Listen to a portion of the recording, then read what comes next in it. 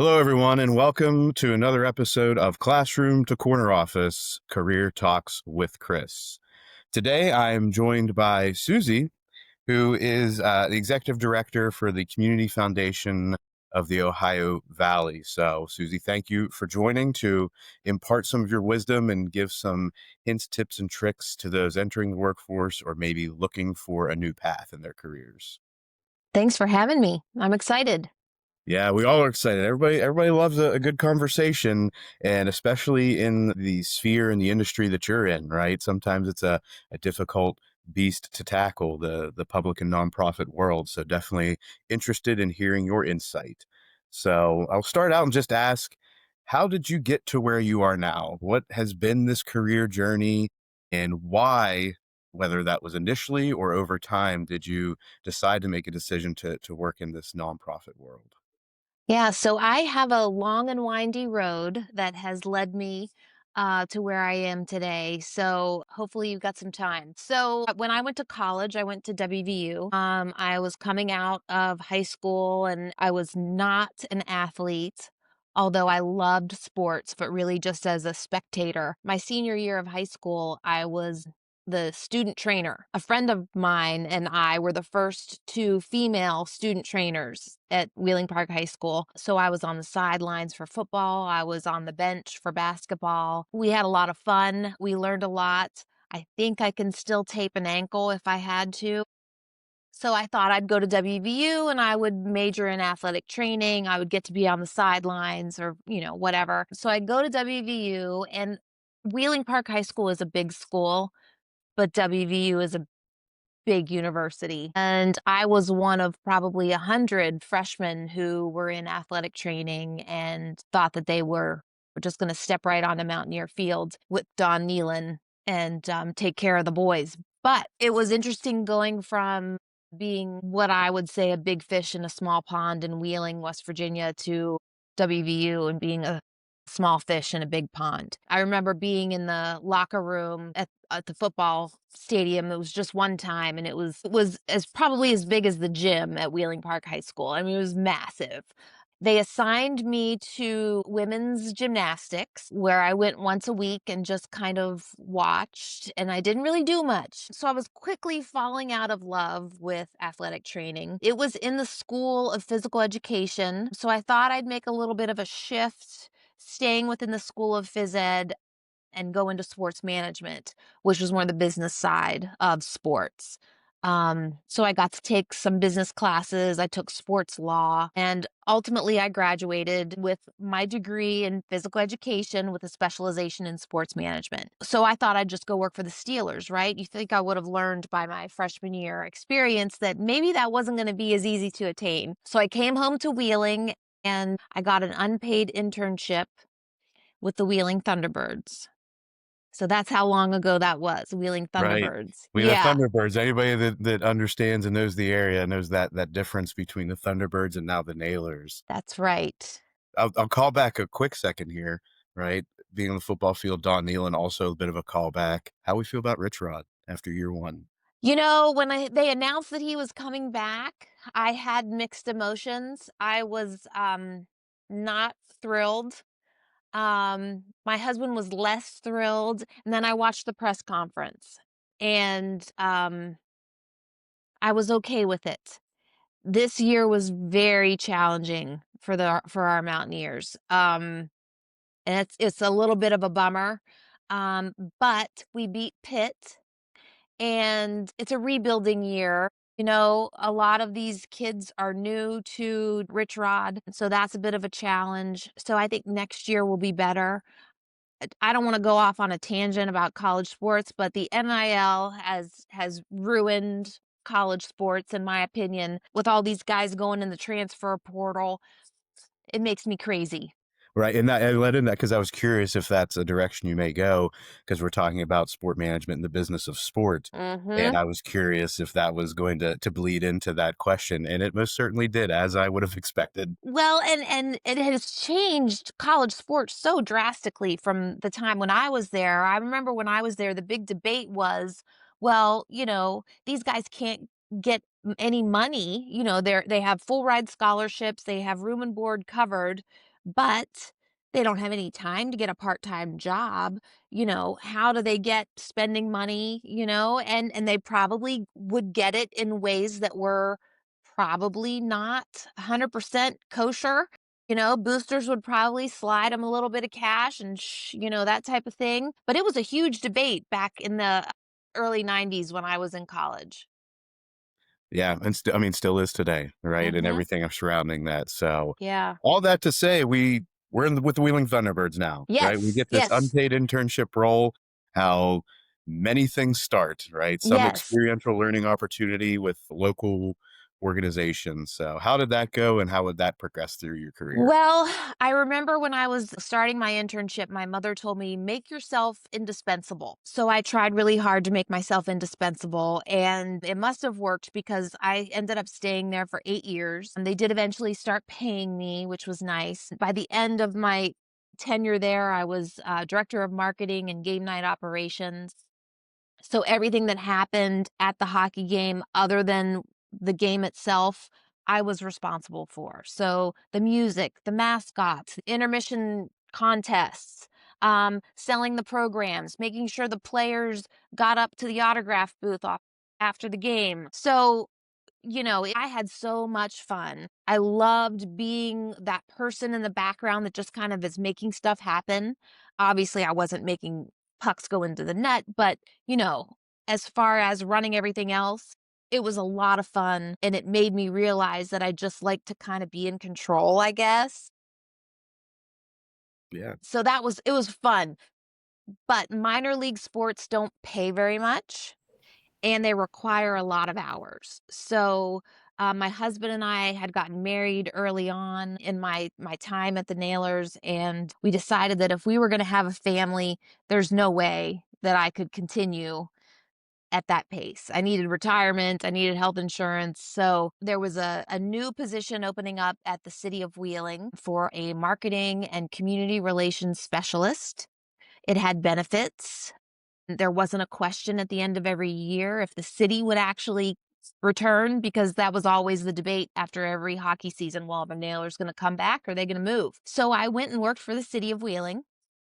For 5 years, I worked for the city manager and the mayor directly. Nick Sparshane was the mayor at the time, and it was just a wonderful experience. I loved working for the city. Again, I was in the know. I didn't have a lot of control like I did in the last position, but I had a little bit of control, and I worked a lot with the local organizations that held special events down at the waterfront. So the Stern Wheel Festival was something that happened during my time there. I remember going to Bob Heron, who is still the city manager today, and I had this idea to do outdoor movies on the waterfront. And he didn't say no. So we bought a big screen and we bought the big projector and we ordered the movies the legal way so that you can show them in public for free. And we started movies on the waterfront. So that was something I was pretty proud of doing. So I was there for 5 years, and I was getting involved with nonprofit organizations. I got to know nonprofit organizations in the community a little better. I served on a couple of nonprofit boards. I helped a couple of them write grants, and then I found the community foundation. I didn't know much about the community foundation at the time, but their current executive director was having to leave the city. She and her family were moving to Cleveland, and she encouraged me to apply. So I did, and I got the job, and I've been here since 2007. And the rest is history, right? Rest is history, yeah. Right, and you've become a pillar within the community within that Well, role, right? Well, I mean, I don't please don't be modest. I know that there's a lot that you do and a lot that you support and a lot of people and organizations that you support. So that should not go unsaid. Um, Going back to some of those early years when you were with the Nailers and with the city, what were some of the skills that you developed that you think have served you well whether that was moving from the Nailers to the city or from the city into your current role? One of the big ones that I learned with the Nailers, Marty Nash was my boss. He was the assistant general manager. And every time we'd sit down and we'd talk about the upcoming game and what's going to happen when, he would always ask me, now, if you're going to make this decision, who is that going to impact? And how are you going to make sure that they're aware of this? So, good communication, making sure people are over prepared and in the loop with what's happening. Who's it going to impact? And what are they going to think about it? So, I remember one year we had the teddy bear toss and we were on a losing streak, and it was actually a non-scoring losing streak. So if you know what the teddy bear toss is that we usually did it before Christmas. We'd ask fans to bring a new teddy bear or stuffed animal to the game, and as soon as the home team scored their first goal, everybody would throw their teddy bears on the ice. We'd clean them all up, and then we donate them to a local organization. I think we gave them to the Salvation Army. But so if we're doing the teddy bear toss, obviously I need to communicate that to both teams' coaches, the referees, the little guys who help move the nets and help pick up stuff off the ice. Basically, everybody needs to know that there's going to be a teddy bear toss. And that's just one teeny tiny thing that you have to think through everything and make sure everybody knows so no one's surprised. That year, if we had done the teddy bear toss and I didn't tell the coach, who was John Brophy at the time, they might have fired me. I mean, it would have been really bad. But that's a huge thing to think through how your decisions are going to impact other people that you're working with and how are you going to make sure that it's a success. Yeah, that's very well said. And right, who are you impacting? How are you impacting? And the solid communication across, in this case, the various not even departments, but just people within an organization that Mhm. need to know and need to know how it's going to affect or impact them at that time. Mhm. So you find your way into the nonprofit world. Does somebody in your role do right? I think that sometimes people hear this type of role in this type of organization. What does the day to day look like for you, Susie? Yeah, so there really is no typical day. It's different every day. When I started out, there were only two of us in the office. So I did everything. I did the grant making, I did the donor relations, I did fundraising, I did the scholarships. So actually served me well as the organization has grown and as our staff has grown. I understand all of the positions that I've hired for because I did that job myself previously. Don't have as much in the finance space because we let our banks handle the investments and investment consultant handle guiding the investments. So I don't have to worry about that so much, but I do have to oversee the finance and make sure that things are being done the right way, make sure checks are going to nonprofit organizations, grants are going out to organizations that are in good standing with the IRS. Um, so I have to have conversations with our fund holders sometimes about grants that they want to make because sometimes they'll come in and they'll want to make a grant to an organization that may have had their 501(c)(3) status lapse, and we can't make a grant to that organization. So sometimes those are difficult conversations. But the biggest job of the executive director of any nonprofit is reporting to the board. So the board as a whole is your boss. So that's a little bit of a learning curve for someone who's going from either a for profit job or even government. I guess the city manager would be a similar position with the city of Wheeling, but a group of people are your one boss, which is weird. So, like today, I'm coordinating a new board member orientation. So, I'm thinking through everything that a new board member needs to know about the organization, what their roles and responsibilities are, that may be different from serving on another nonprofit board. I am hiring a new position. So, I'm reviewing resumes, I'm setting up interviews with people. It's December, so that means that there are a lot of gifts coming in. Uh, we're working on raising money for one of our funds, which is a food security fund, because food security is a growing need in our community. So we're working on an appeal to all of our donors and how are we going to get the word out that we need people to give to this food security fund. So there's a lot going on. all the time. We are still a small nonprofit. We have a staff of 7 people. We're gonna be hiring one more, so we'll be 8. But even so, that's a small group of people doing a lot. So sometimes it's just making sure all the balls are in the air and that I don't drop one. So, Right, right, and then the saying goes, sometimes you're building the plane as you're flying it. I'm sure there are days where you feel like that, where all those balls absolutely. in the air and we gotta figure out how to at least tap the one up so it doesn't fall down.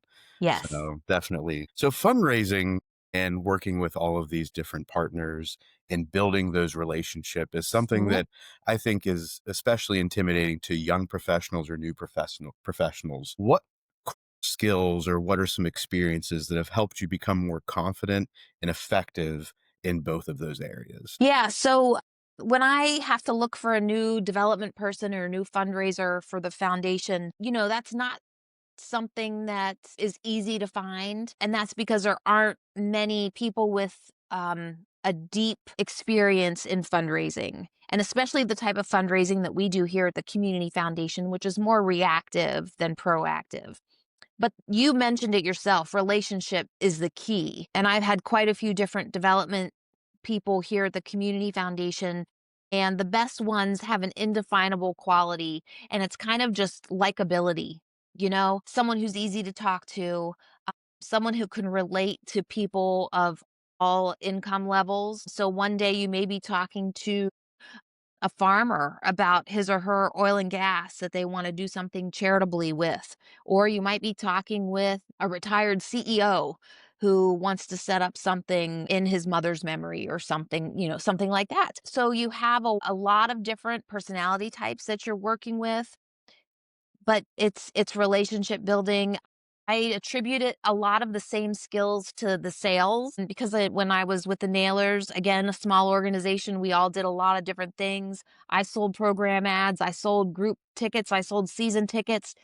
Those sales skills carry over into fundraising. So when I look for someone to do that job here at the community foundation, I'm open to not just people who have worked in the nonprofit space, but people who understand relationship building, who are likable, easy to talk to, and understanding and have some compassion. Yeah, and I think all of those that you just said, those qualities and those traits have to be genuine, Mhm. right? You can have somebody that maybe has a history in sales and are used to having those conversations, but especially working with community and these individuals that you all may be working with, if there's not that genuine factor, I'm sure that that can turn people away. Um, Absolutely. that's key, right? In any position, in any role. Mhm. But when you're working with people that are interested in giving this money for this charitable cause, if they don't feel that the person they're talking to is really a good representation, then right, Mhm. that's going to be a problem. It can't be too hard of a sell. Right. Exactly. It's a delicate balance. Yep. It's a conversation. It's not a sales pitch, right? Exactly. So that Exactly. then that's all comes back to that relationship building. Mhm. What would you say are some emerging skills or maybe some trends that young professionals should start developing, whether that is to work more in the nonprofit space or in the for profit space, to stay ahead or to at least have a good foundation and baseline to perform well in the Yeah. modern workforce? I was interviewing someone a couple weeks ago, and he told me that he was deathly afraid of public speaking. So, and the position we were talking about, he was not going to be doing a lot of public speaking. He was probably more so setting up public speaking opportunities. But any experience in public speaking is going to serve you well, whether that's with a Toastmasters group, which I did spend some time when I was early on in my career as a member of a Toastmasters club, or whether it's at your church or a local school or even in front of your class, learning to not be deathly afraid of public speaking. And I think it's a little bit about our society and kids today. They're always, they've got their phone and it's always right here. There's a lot less social interaction and a lot less opportunity for real conversation. I think with this generation, so putting yourself out there and just not being afraid to talk to strangers, even if it's just a one-on-one conversation with somebody that you've just met, knowing how to have a real conversation with somebody. Yeah, and you mentioned Toastmasters. There are potentially many people listening right now that have 0 clue what you're referencing there. Oh, So if anybody out there, if you're listening and you have no idea what Toastmasters is, look it up. It is yep, still an opportunity and still a way that you can get some experience, gain some confidence, and improve those speaking skills. absolutely. Highly recommend. Yeah, definitely. I never participated, but I know enough people that have that found value. So if Yes. that's an area and you like this person you were chatting with are very afraid of being not just in the public eye, but just having a conversation Mhm. with a group of 10, 12, 15 people, and that's something that gets you clammy and you start sweating, this may be something to look out for and consider for your own professional career growth. All right. Well, here's the big one, Susie. This is the one. Okay. If your future self could send one piece of advice from 10 years in the future, what do you hope that would be and how do you hope that would serve you? And Hmm. even if you want to look backwards in your career, if you Mhm. wish, you know, 25 to 30-year-old Susie could tell 20-year-old Susie this, what would that Mhm. be? I think in looking back, I wish I would, because I just have a bachelor's degree in phys ed, and I'm running a an $8 million foundation. I think I would recommend getting my MBA before I'm the age that I am now, or law school.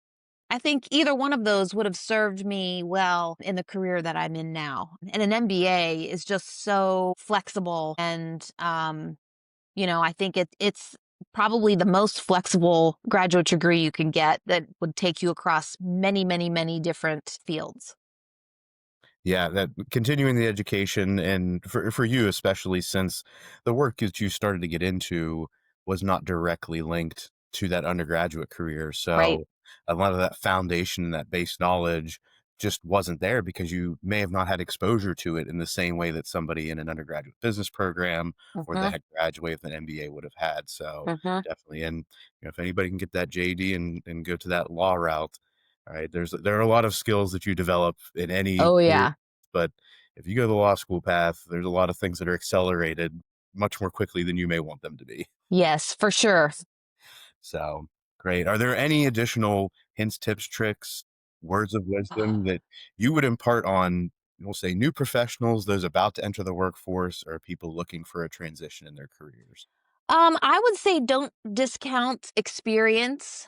Um, when I was in college, I would come home over the summer, take a couple classes at, Wheeling University. It was Wheeling Jesuit at the time, but I had time on my hands. So we had a family friend who had an accounting firm, and I would come home and help out there. I never thought that anything that I learned at an accounting firm would help me in my professional career. But I do recall things back to those days. I mean, I was just answering the phones and helping with tax returns and financial statements, but there are things that I learned then that help me now. So, I talk to donors all the time now about tax deductions.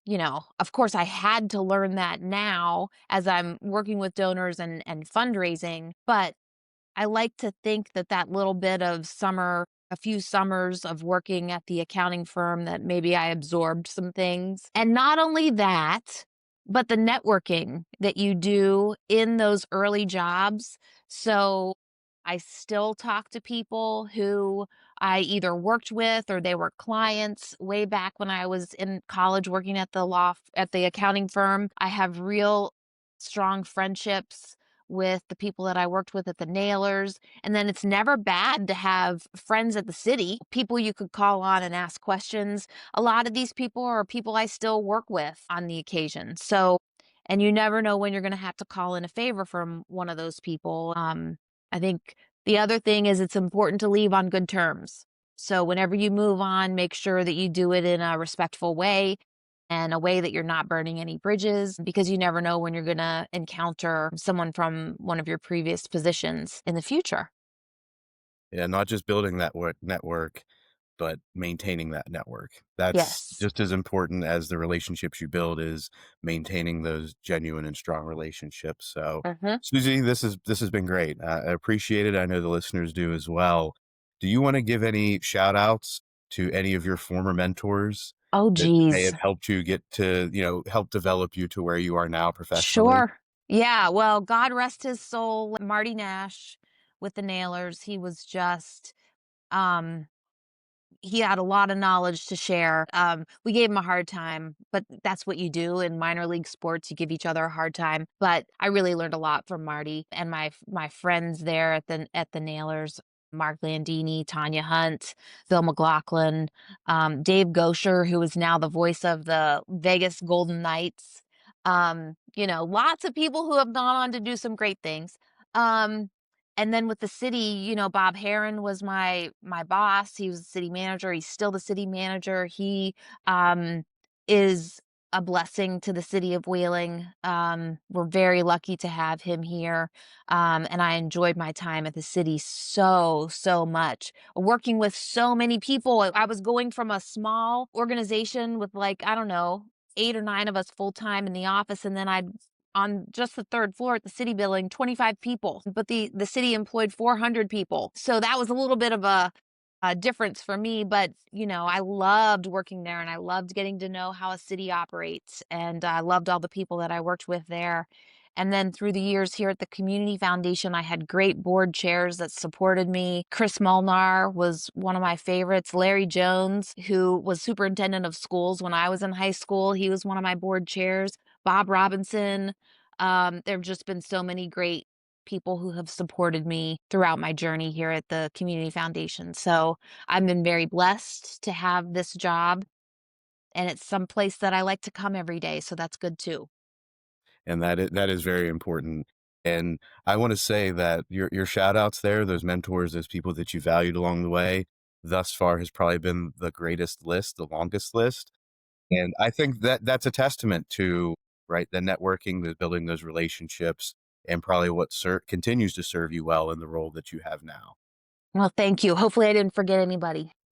That's we can add on later if we need to. So, Susie, again, thank you. This has been valuable for anybody, right? Not just those that are looking to get into the space or the spaces that you occupy in your current role. So, thank you Thank you. again. Yeah, yeah, great to have you.